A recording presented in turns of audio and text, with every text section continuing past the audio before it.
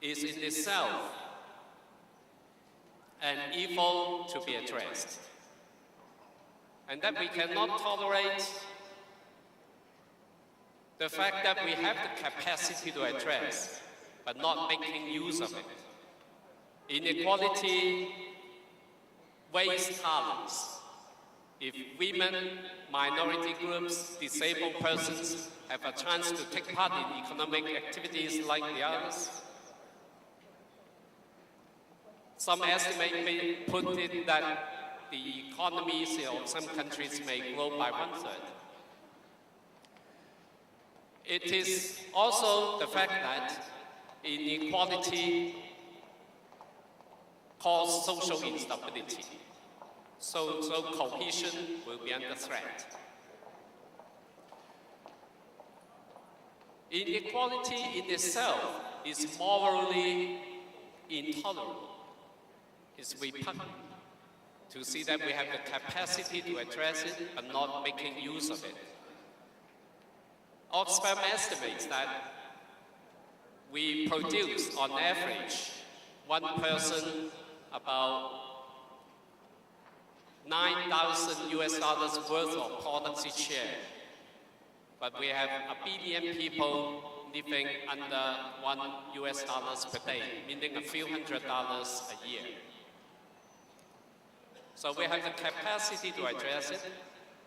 If we reduce our military spending, of which the US tops, we'll be able to pay for the Climate Adaptation Fund, the Development Pledge, and all the other programs that address the needs of the needs for health, care, and other social needs. So, how do we make this capacity work for the poor? I suggest that we can revisit the framework of a right-based approach to poverty reduction. Right-based approach was popular in the 90s with international non-governmental organizations, as well as the UN system. The idea is not just a perspective, a commitment to the many promises that government made through international conventions. It is also about putting people at the center of the solutions, taking the rights into their hands, asking government to be accountable, as well as business organizations. And for the right-based framework, I am suggesting that it is not just limited to NGOs, activists. It is also a relevant framework for governments. For it to work, it has to have both the participation of effective governments and active citizenship.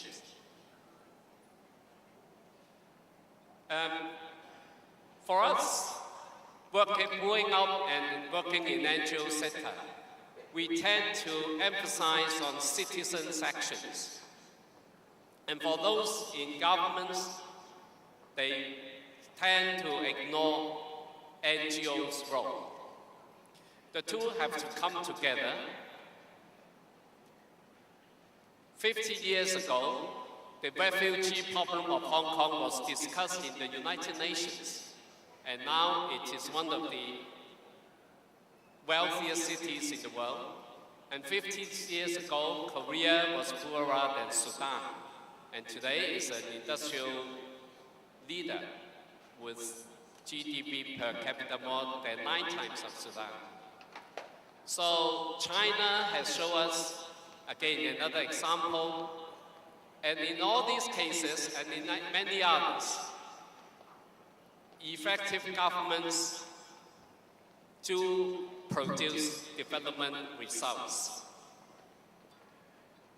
But for effective governments, we have to set a few criteria. They put together law and order, They develop development strategies with people's welfare in heart. They are accountable to citizens and ready to engage with them.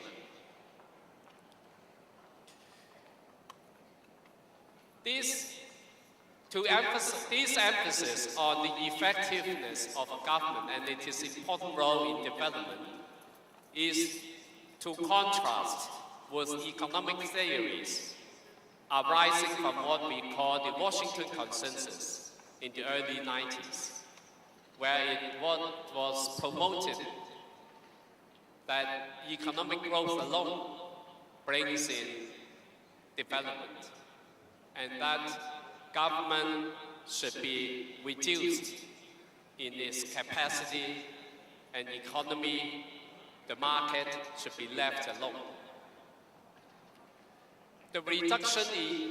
We have seen that the reduction in government capacity through World Bank, IMF policies in the early 90s caused hazards and tragedies. And we have now come to realize that governments, based on their own understanding of the context and the commitments that I have described, are the instruments of development and have to be there. That's why the experience of China has prompted commentators to call this the Beijing Consensus, the gradual liberalization, the idea of managing country-specific strategies. And recently, there is another commentator, Lawrence Brown, an advisor to Zhurongji, who comes up with a concept of Himalayan consensus.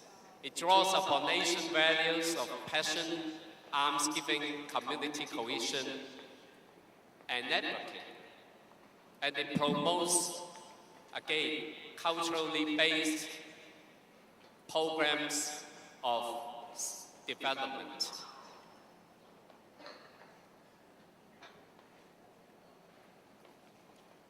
I would like also to go to the other pillar of a successful right-based framework, the active citizenship. The success of government in lifting poverty should not be misinterpreted as the only necessary conditions. Active citizens should be the center of solution seekers. They form their own organizations, social enterprises, and add their voice for change.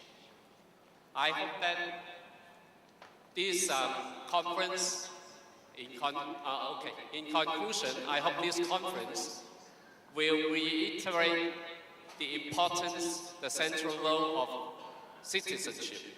Why do we have just a conference to talk to each other? Why can't we act with this conference, add our voice, declare declarations, pass resolutions, add our voice to the many important issues that are threatening people in poverty now?